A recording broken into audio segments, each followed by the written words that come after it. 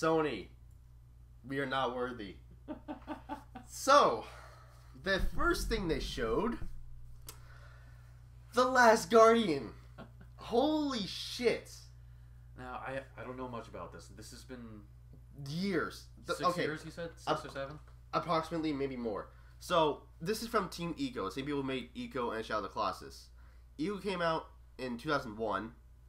Shadow of the Colossus in 2005. And I believe Last Guardian was announced 2008, possibly? I don't remember exactly when it was announced. I just know it's been a really damn long time since we've seen anything about this.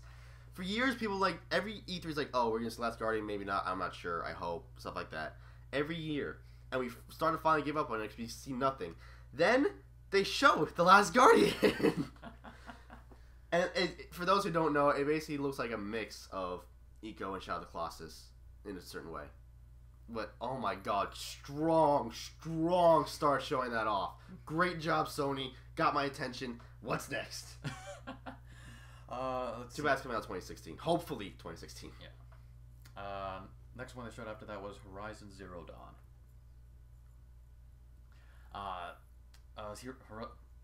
Oh, okay. Horizon Zero Dawn. Yeah, it was just post-apocalyptic thing, but with basically our civilization, well, at least a more advanced one, got wiped out somehow, and then these semi-primitive people are battling these giant robots for survival. Yeah. I thought that looked really cool. It looked cool and surprisingly pretty stylish. I don't know what kind of genre it'd be. I guess it'd just be action adventure, but I guess it's just the action adventure. I'd say explorative too. Possibly, yeah. We don't know if it's open world. It might be linear. But you fight. You basically your main enemies. I'm getting too excited. Your main enemies are robots, pretty much, and it might sound boring until they're like creatures in a way. Yeah, they're. What's the word I'm looking for? They're designed like giant animals, or pretty dinosaurs. much. They're just robots. Yeah. And I got a real enslaved Odyssey to the West vibe from it. Not fully exactly, but similar too. Like post-apocalyptic, you're fighting against robots. You're a survivor, and you're the girl in that game has red hair, and your main protagonist has red hair. So similar, not same developer, so it's obviously not the same game, but similarities. And it looks pretty cool. Speaking of the girl, I like how sassy she is. She talked a little too much though. I don't mind talking in the game, but she talked every opportunity she could, which is a little much. See, I'm a sucker for that. I like that too. Yeah, I'm not doubting it. I'm just saying, there were times she could have shut up. Oh, it's open underneath. I should underneath. Oh, all this other stuff. It's okay, you can say some stuff. We're not babies. We can figure out the weak spots somewhere. Okay, we got it. Then she has red hair and yeah, kind of a weakness for women with fiery hair. So that might. I'm over a blonde and brunette guy.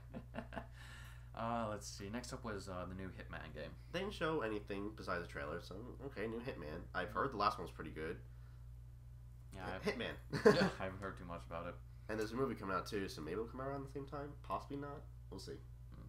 Maybe best for them to do that, probably. All right. Next up, Street Fighter V. They showed Cammy, and I think it's a new character, Birdie. And that was it. They didn't really show any new mechanics or more gameplay, just a quick trailer of all the characters we know: Ryu, Chun-Li, Charlie Nash, and M. Bison, plus Birdie and Cammy. So, yeah, I am not well versed in fighting games at all. Haven't even touched a Street Fighter game. Burn me at the stake, if you will. No, it's no problem. It's just shaming you for not at least knowing some lore. I'm kidding. Yeah, no, it's fine. You at least know of it, which is, in my book, is fine. From what I've seen, it doesn't really look any different than other Street Fighter games. It does. There's differences. There are. Okay. There definitely are. All right. I mean, a fighting game's a fighting game. The mechanics are always going to be the same. You can always add new stuff. It can look different. Something could work differently. It's definitely different enough, but still in the same similarity range. Okay. Yeah. Okay. No Man's Sky. Still excited for it. Just kind of wish it would come out already. They said 2016, right? They didn't say release date yet. No, they didn't say. Still impressive. Still pretty impressive. But I mean, we're just getting teased and teased and teased. Just it still blows my mind. Still, definitely. Even if it's randomly generated planets, it's huge. Mm-hmm. Huge. The way he presented it too is like he had this little tiny star system, and then it's he's like, now keep in mind, every one of these lights is entire solar system. And he just pulls out, and there's so many, thousands and thousands of these little things. It is pretty much a never-ending game unless you get bored of it. Because that is going to be. Because I already saw some similar assets used in the plan he showed compared to some other ones. Mm-hmm. So if it doesn't randomly generate enough, it could get boring after a while. But it will definitely last you a long time if you do not get bored. It could last you. If you never get bored of that game, that's going to be the last game you ever play. Yeah, I feel like No Man's Sky is going to... The experience, I feel like, would be 1,000 times better if you had a friend with you to explore these planets together. I think there's co-op. I'm not positive on that. That would be a huge selling point for me. We'll see about that. I don't remember too much because I kind of blank out when they're talking. I just want to see the gameplay in that respect. But it's like, okay, maybe there's co-op. I don't remember, but we'll see. Yeah. Dreams is the next one. Started off a little weird. Yeah. The fact that it was like, okay, you can paint this and share with your friends, like, oh, so it's just basically just an app. Then you have the button to press to make it all come alive. That's when it gets interesting. So you can paint anything you want, and through motion capture and I think they said puppeteering, you can create your own dream. The thing about that, it's cool in concept. I don't know if I would shell out $60 for it though. We don't know if it's downloadable or not. They never said. Well, it could be just downloadable. Yeah, even so. So it'll be probably like 15, if anything.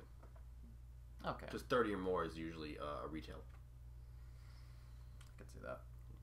Let's see. Next up is Firewatch. The graphics remind me of Team Fortress 2. That's what I was thinking too. It's first person. I guess it's just you're exploring. The cool thing about that is their catch with it is you're constantly communicating with this woman at some base, but you never actually see her. So at first I thought that the direction that we're going to take it is, oh, you're developing this relationship, maybe not romantic, with this woman you're never even seeing. I feel like I've actually seen that somewhere else before. I'm not sure where though.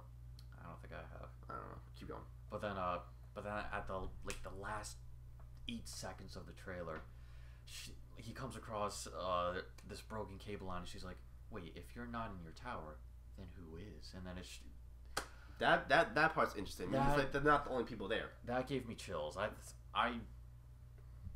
want to see more. As simple as that. I want to see more. Okay. Let's see. The new Destiny expansion, the Taken King. Next. I know Destiny got this big thing. I know it's just not a fan. I mean, I'm not gonna say it's a bad game because I haven't played it, but it doesn't interest me. And the whole concept of the game's better with more expansions, it should be good from the launch, and you only get better from there, not just mediocre. That's what Smash Brothers did. It's good at launch. It's a great game on its own. You don't have to get expansion, but if you do, it's even better. Yeah. Destiny was the most $500 million, I guess, is for total. Before it came out at launch, basic. The most basic shit in the entire, basic missions, basic story. Okay, not basic graphics, but basic gameplay to an extent too. It's just all just normal stuff. And then the expansions expand upon it more, make it more interesting, but it shouldn't be like that. Yeah. Yeah, not looking forward to that one. Right. I'm never going to pick it up. Alright, next up was World of Final Fantasy. They teased us. They said the next Final Fantasy game. So they're like, oh, okay, so it's Final Fantasy 15. We're gonna see more of it. Don't know why they're not showing Square Enix. Then we see this cutesy shit going on. I like it though. It's fine, but the tease like that is not. I don't appreciate that, especially when you think like, oh, it's gonna be Final Fantasy 16 now. When they said the next one. It's a little spin-off. It's a spin-off. It's Final Fantasy spin-off. I'm just saying that the tease is what got me. I don't like that. Don't tease me like that. Oy. But what do you actually think of the game? I walked out of the room. I have no. It's just the tease got me. So you have to tell me what you saw. It honestly really didn't seem like a whole lot. It seemed like your very basic, super cutesy, chibi RPG kind of deal. Okay, so we'll just have to wait until we see more information about it. Yeah.